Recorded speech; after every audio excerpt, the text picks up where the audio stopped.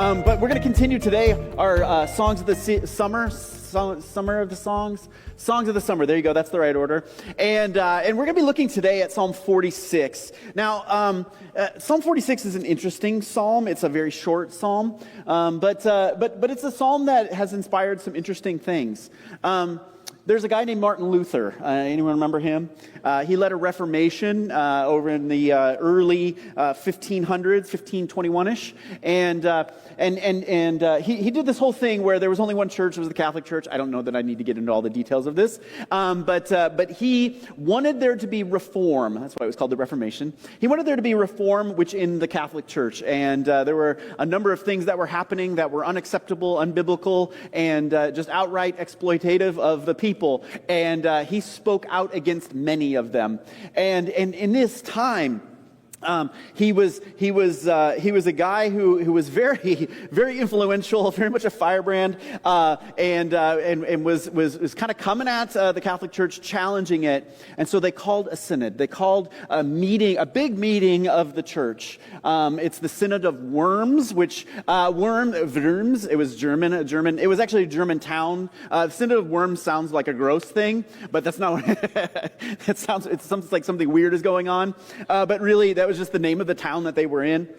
And during this time, there was going to be this kind of conversation. There was going to be Luther having his points, and the Pope, who was the head of the church, with his own. The Pope chose as a theme for his arrival and approach to this entire thing, Psalm 74. And there's like kind of a headline or a note above the psalm, and it's "Rise, Lord, and defend your cause."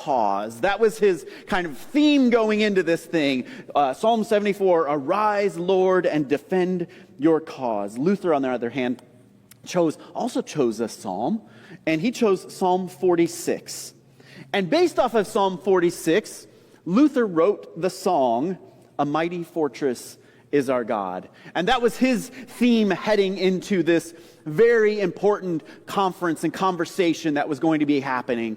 And he wanted to remind himself and others that God is a mighty fortress. Now, he wrote this song based off of Psalm 46, and he wrote it around this time. Now, around this time, both a little bit before and after, like in the midst of all this, Luther was going through a lot. Like, this was a heavy point of his life. There were all kinds of professional things going on, right? He's leading a reformation of the church, the only church at the time, where there's one guy named the Pope who runs this whole thing. The Catholic Church in this time it was the be-all, end-all. There was only one choice if you were going to be a Christian, right? It was the Catholic. Oh, well, that's ignoring the Eastern Orthodox people. But we're pretending.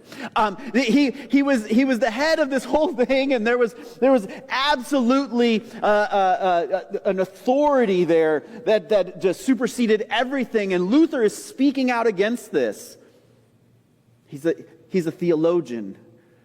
He's a pastor. He's got work. He's got a reputation. He's got things that he's done, and all of these things are at risk because he's challenging the head of the church, the head and the entire structure and establishment of the church. He's challenging so many things, like his job is at risk, his reputation is at risk, everything he's ever written and created is at risk. The people that are aligned with him, that are now starting to see what he's saying and siding with him, they are all at risk, right? Because now he is responsible for all of them. There's so much going on in his life, and he is feeling the weight of this. During this time also, there was a friend of his, one of his kind of followers that were kind of following his lead, who was martyred. They were killed. And he bore the weight of that responsibility. And so that was very personal. And there was illness. There was a plague that broke out in his hometown, and people were sick and they were dying. And also during this time, Luther's health was not great. He was struggling. He had a daughter. He and his wife had a daughter. And she only survived for 6 months. And in those 6 months' time, she was born sickly. And in that 6 months' time, he prayed and he cried out to God. And she still died at 6 months. Luther is carrying a lot during the kind of 8-10 years around this date. And Luther writes a song. He composes a song. A mighty fortress is our God.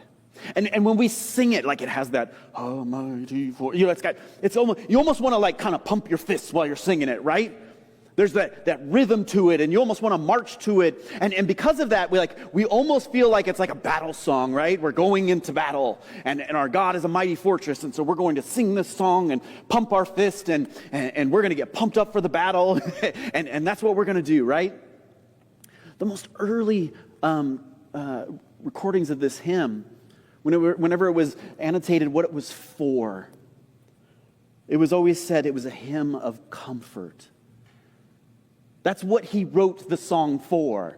He didn't write this song going into this big conference facing off against the Pope and the Catholic Church as a battle cry. He didn't go into it going, yes, we're going to Almighty Fortress. He didn't do that. He went into it humble and hurting and struggling and carrying the weight and responsibilities of an entire group of people and carrying the weight of sickness and death and carrying the weight of all these things. And he wrote it saying, God, I need your comfort more than anything. I need to be reminded. I need to be reminded of who you are because I am weak and I'm struggling. And I need to rest in you. This is the position that hymn was written from. And it was based off of the psalm that we're going to study today. Psalm 46 is only 11 verses long, so I think we can handle reading it all at once, don't you? Let's try it. If you get bored and fall asleep, then just kind of wave your hand and I'll stop. Psalm 46. God is our refuge and strength, an ever-present help in times of trouble. Therefore, we will not fear, though the earth may give way, and the mountains fall into the heart of the sea, though its waters roar and foam, and the mountains quake in their surging. There is a river whose streams make glad the city of God, the holy place where the Most High dwells. God is within her, and she will not fail. God will help her at the break of day. Nations are in uproar. Kingdoms fall. He lifts his voice, and the earth melts. The Lord Almighty is with us, and the God of Jacob is our fortress. Come and see what the Lord has done, the desolations he has brought on the earth. He makes wars cease to the ends of the earth. He breaks the bow and shatters the spear. He burns the shield with fire. He says, be still and know that I am God. I will be exalted among the nations. I will be exalted in all the earth. The Lord Almighty is with us. The God of Jacob is our fortress. The word of God for the people of God. Thanks be to God.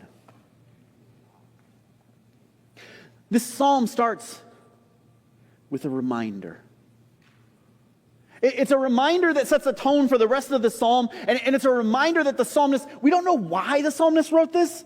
This is a song that was written, and we don't know the exact time period, and we don't know the exact context, but there's clearly some stuff going on. There's clearly some stuff going on in the psalmist's life. There's some stuff going on in Israel's life. There's some things that are happening, and the psalmist feels the need to remind themselves, to remind the hearer of this song of a simple fact. Our God is our refuge and strength, an ever-present help in times of trouble. The psalmist sets the tone from the first line because he wants the people to know and to remember something very simple. All of life gets pretty chaotic. And the psalmist continues from that point, right? And describes all of these things within nature. There are mountains that are falling. There's the sea that is engulfing them. Waters are roaring and foaming. The mountains are quaking and surging. There are earthquakes. There are floods. There are tsunamis. There are things falling into the sea. Everything the psalmist describes is this nature of chaos that is coming at them, and there's no controlling it. He's starting big, right? We can't control the earth shaking. We can't control mountains exploding. We can't control the roaring and raging and foaming sea that surges and is powerful. These are things so far out of control of humanity, though we might think we control everything. Nature reminds us over and over and over again that we are actually a lot weaker than we ever really want to admit. And the psalmist starts with this. The power of the sea, the power of the earth, when everything falls apart, the psalmist says. The things you cannot control, though you might try to. The things that seemingly feel like you could. No, it's out of your control. When it all falls down, the psalmist says, remember, our God is our refuge and our strength. He is our safe place. He is the place in which we can go and seek refuge. He is the place where we can go and know that there is safety with Him. He is our refuge and He is our strength. He is there in the midst of the trouble. The psalmist wants his people to remember this, because what do we do? What do you do when you find trouble? When the seas rage and surge and foam and go over the top of your head. When the earth underneath you shakes and falls out from beneath you. Those moments in life, what do you do? That's a very real question. I'm not expecting verbal responses, but I'm asking you, think about it. What do you do when you lose your footing? What do you do when you are drowning in life? What do you do? Now, there's an interesting thing that happens in this psalm. 3 times the word Selah appears. Did you guys have that in your Bibles? It's a weird word, and it's a word that we don't have a great reference for. People kind of guess and suppose this is what Selah means. It could mean to rise, to raise your voice, to physically stand up. It could also be just instruction to the person that's leading the song or running it, to hey, have everybody stand up or have everybody sing louder. It could just be this note that happens. But there's another school of thought that it is both that and whenever you read Psalms and there's this word Selah that happens, it often happens at very poignant points in the psalm. Like points in the psalm where you should stop and ponder. Where you should stop and embrace and think about what you've just sung. Where you should pause and take in the moment. A lot of people think the word Selah just means the word rest.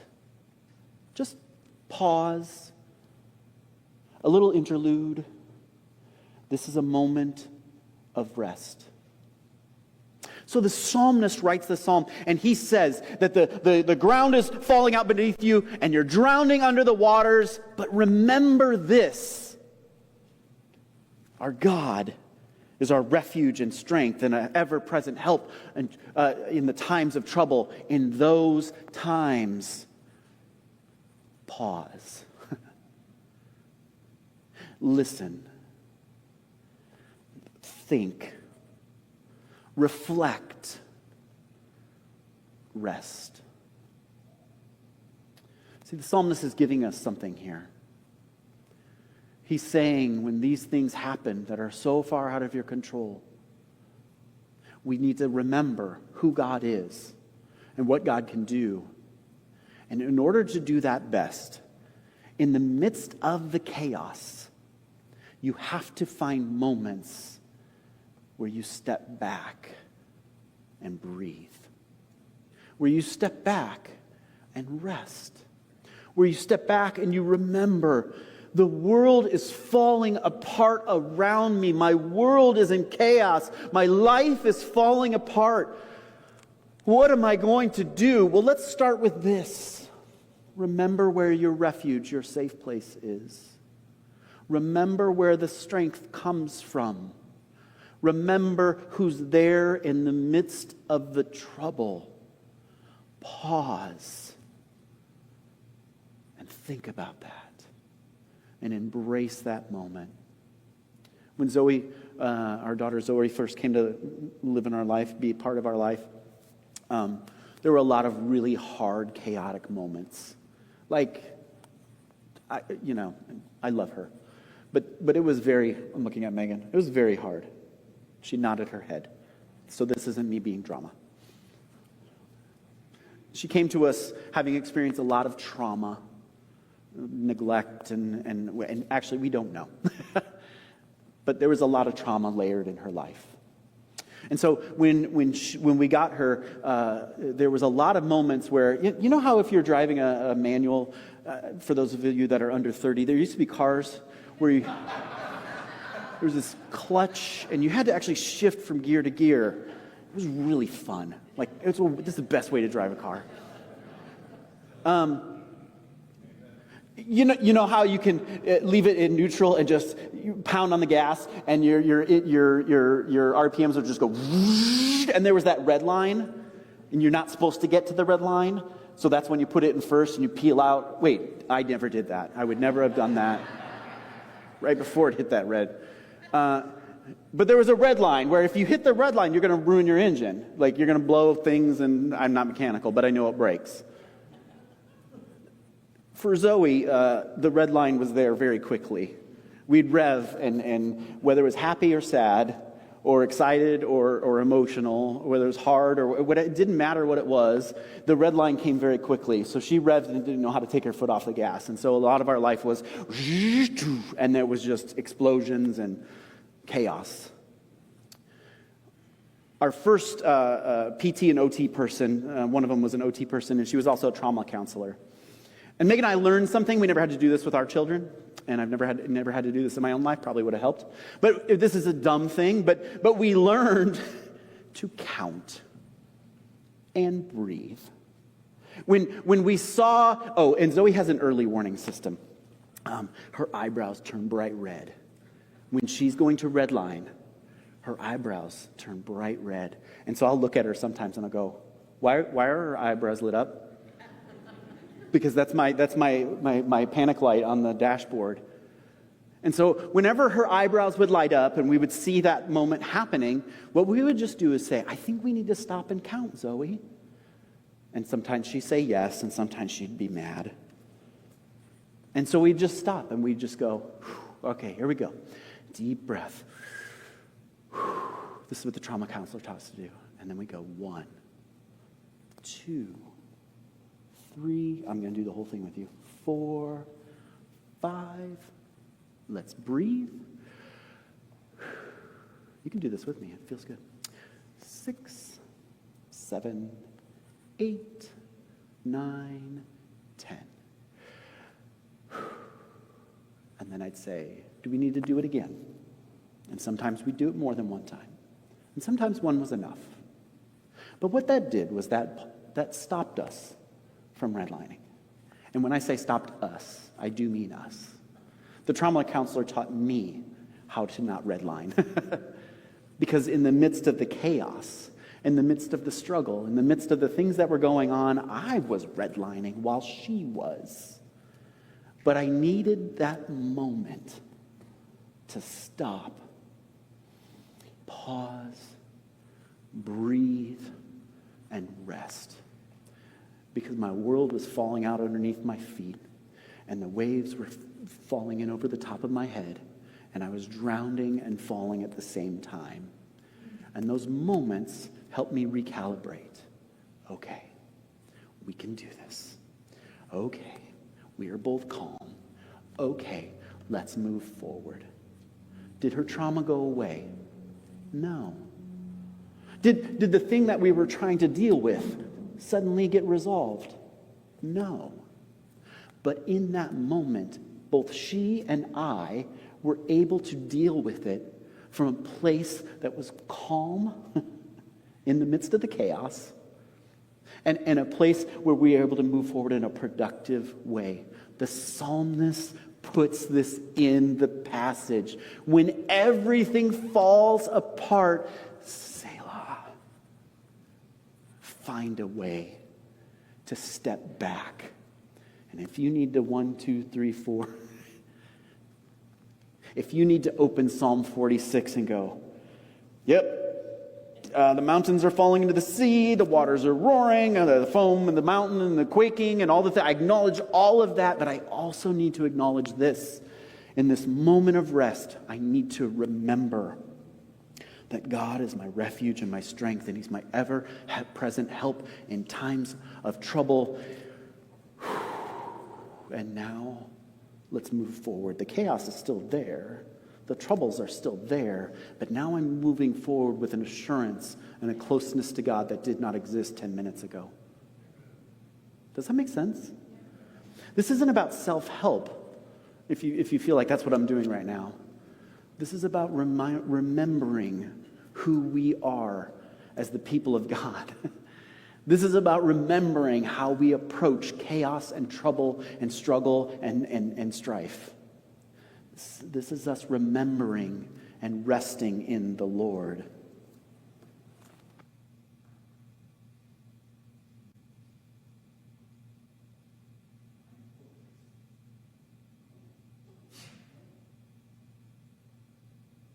A mighty fortress is our God, a bulwark never failing.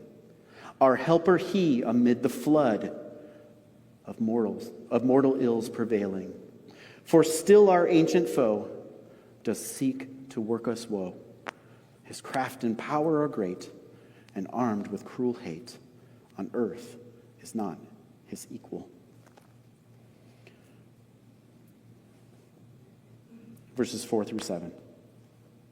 In verses 4 through 7, we see a story being told. It continues on from this nature that's falling apart all around him and this chaoticness of the nature to a reminder of something else. It's a description of the city of Jerusalem. And the city of Jerusalem in this story is under siege. The city of Jerusalem in this next bit of passage, it shows us that Israel is under attack. And in the midst of being under attack, in the midst of the trouble, in the midst of feeling like they are surrounded and that they are going to be destroyed, in the midst of all of this, the psalmist reminds the people that there is a river that streams through. Now, there is no river in Jerusalem. But the psalmist is saying that there's this life that flows through Jerusalem. There's a spring, but not a river. There's this life that flows through Jerusalem. And what is it? He says, God is within the city. That God is present with His people. That though they might feel surrounded, though there might be trouble all around them, though it feels like that they're under attack constantly, the psalmist says there's life in that city still.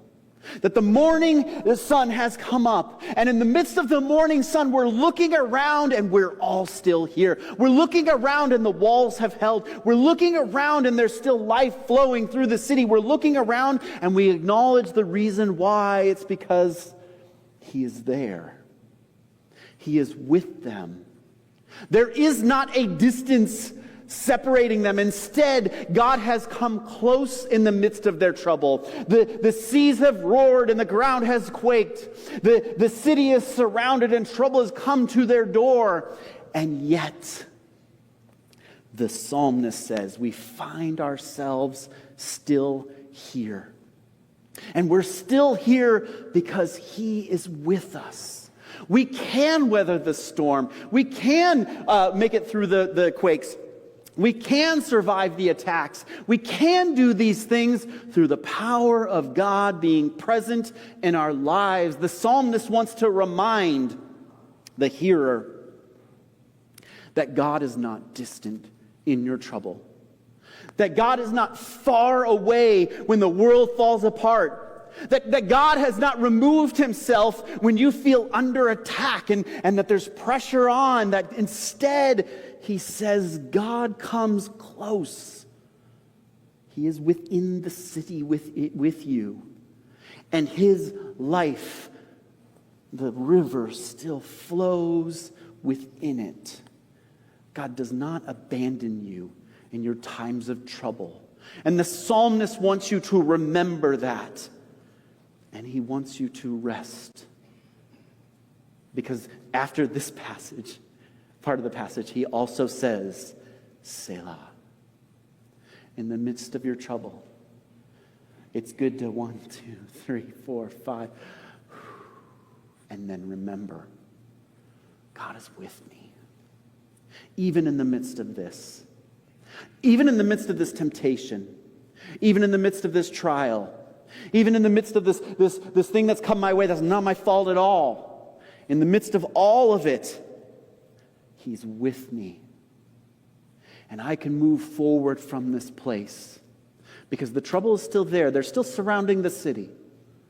But I can move forward from this place with an assurance that I am not alone. And that he has come near in the midst of my trouble. So take a breath. Rest. Selah. And remember that he is near. Did we in our own pride, our striving would be losing, were not the right man on our side, the man of God's own choosing. You ask who that may be? Jesus Christ. It is he. Lord, Sabbath his name. From age to age the same. And he must win the battle. Luther says, Jesus is there in the midst of the struggle and hardship and attack. The right man, Jesus Christ. It is he. Verses 8 through 11. They start with this word, these words. Come and see what the Lord has done. Come and examine. Like that word, see, I mean, it does mean see, and that means look. But man, when we think of the words come and see, it doesn't, you don't say come and see to someone just to have a passive look at something. When somebody says, no, I need you to come see this thing, it means like you're really meant to look at it. You're really meant to examine it. You're really meant to absorb what's happening in this moment. And so the psalmist says, yes, remember that he's there in the midst of the chaos and that he's your safe place. And then yes, though you might be surrounded and there's struggle around you, he is with you. Remember that and rest in that. But the last thing he says is, look at it. Look at it. Look at the times in your life. Look at the stories of those that you know and love that have shared with you of the times in their life where they have been through the battles, where they have been through the struggles, where you have endured, where you have been there, where God has moved in mighty ways in your life. Because the psalmist is now saying, look back. Look at the ways in which God has brought desolation to things, that he has wiped things out. In the previous passage, he says he speaks and things melt. Think of the ways in which God has moved in the past and the way that he has wiped out those enemies and wiped out those obstacles and wiped out that temptation and wiped out that habit, wiped out that addiction. Think of the ways in which God has just laid waste to the things in your life that bring chaos and sin and struggle and strife in your life. Look back on those stories and remember what he has done. Look at it and remember. Look closely and remind yourself of the story. Look closely and ask somebody else about theirs. Listen to it and hear, oh, wow, God did that in your life? Like, that's real? Like, God really rescued you from that? Like, God really did that in your life and moved you out of that in such a powerful way? Remember, he says, what God has done. Because God's plan is not to cause chaos and battle and war. In fact, the psalmist says he breaks the bows and burns the shields and destroys. That's not what he wants. He does not want you to be internally conflicted. He does not want you to be in conflict with others. He does not want you to be in battle all the time. What God wants is this. Be still. Verse 10. And know that I'm God. I just want you to be calm. I want you to live at peace, God says. My plan is not for you to be under attack. My plan is not for you to live in chaos of your making. My plan is not any of that. For God says, God wants you to just be at peace and to know him as the one who brings peace. So that you might shout praise, as we did in all of these songs that we started with, right? We say how God is the God of provision, and God is the God of forgiveness, and God is the God of salvation, and Jehovah Jireh, and Jehovah, like we went through all the names, right? Of all the things that God does. Like, that's how God wants you to know him. And so the psalmist is reminding us that yes, these things happen, right? But look back and remember, and then look forward and know this. He will not leave you in the midst of the battle. He will lead you through it. He will not leave you in the midst of the ground falling out from underneath you and the waves go over the top of your head. He will not leave you in the midst of feeling surrounded and attacked on all sides. He will not leave you there. He will lead you through, as he has done before, as he is doing now, and as he will do into the future. The psalmist wants you to remember that the goal is not conflict, that instead it is meant to be peace within your soul and a stillness there where you can celebrate who God is. This is the goal. This is where he's leading. Selah. Stop. Breathe. And remember that. In the midst of the trouble, stop and breathe and remember, oh, he's been good. And I know he's with me now, and I know that someday he will lead me through, and he will be with me, and I will celebrate when that comes. We don't tend to claim that very often, do we? Sometimes, we're self-aware enough to celebrate the things of the past. Sometimes we're aware enough to maybe cry out for help in the midst of. But how often do we even say, and God, I know the victory is won and that I'm going to be with you on the other side. Oh, what hope that would fill you with. In the midst of the problem, in the midst of the trouble, in the midst of the chaos, to know that he's with you and that he will lead you out. Maybe that's a way we need to pray. Maybe that's an attitude and a posture we need to have toward our struggles and our problems and our strife. To not just remember, but also remember that there's a future with him and that he wants that. Where on the other side, you are still and celebrating his powerful and mighty name. The Lord